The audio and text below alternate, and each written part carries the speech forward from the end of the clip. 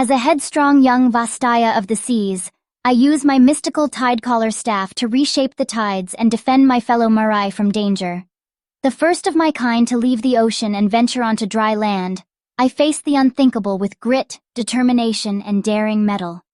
In the seas to the west of Mount Targon dwells a tribe of Vastaya known as the Marai. Long ago, my people discovered a rift in the depths. It bore a horrible, creeping darkness which sought to exterminate all forms of life. At the center of our village, we placed a glowing rock known as a moonstone, which is said to be infused with the celestial magic of the heavens. Its haunting, ethereal light protects my people from the creatures that crawl from the abyss.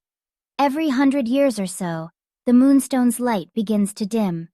At that moment, the tribe chooses our fiercest warrior and bestows upon them the title of Tidecaller. The Tidecaller must plunge into the icy darkness of the rift, survive the horrors within, and retrieve an abyssal pearl.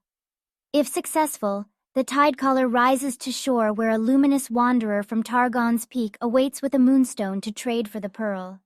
It is an arduous ritual that holds the fate of many in its elusive hands, but the exchange has kept the creatures of the dark contained.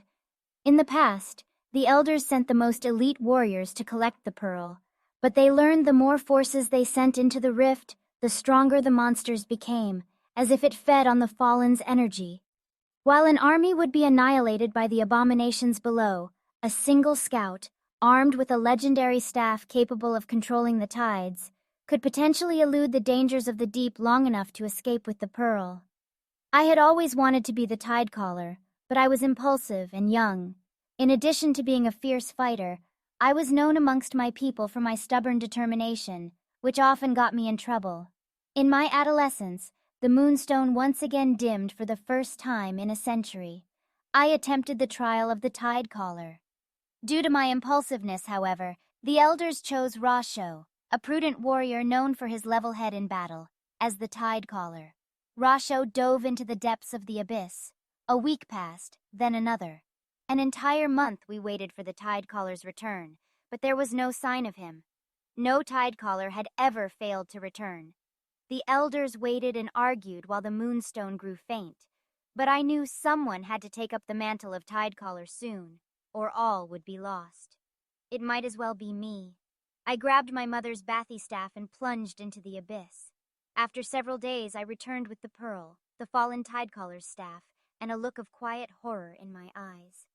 Though furious at my impertinence, the village elders nonetheless admired my bravery and officially designated me Tidecaller. I ascended to the surface and rode the tide to shore to meet the landwalker. The stone-bearer, however, was nowhere to be found. Instead, an elderly woman waited on the beach. The woman, whose grandparents bore witness to the last Tidecaller exchange, explained that there was no moonstone. The aspect of the moon was the only being who could conjure a moonstone, but she had fled Targon. I was unwilling to accept this. I vowed to find the aspect and retrieve the moonstone. The lives of my people depended on it. Using the power of the mystical Tidecaller staff to summon a perpetual pool of moving water beneath my fins, I took to land to continue my quest. Determined, I swam into a brand new world.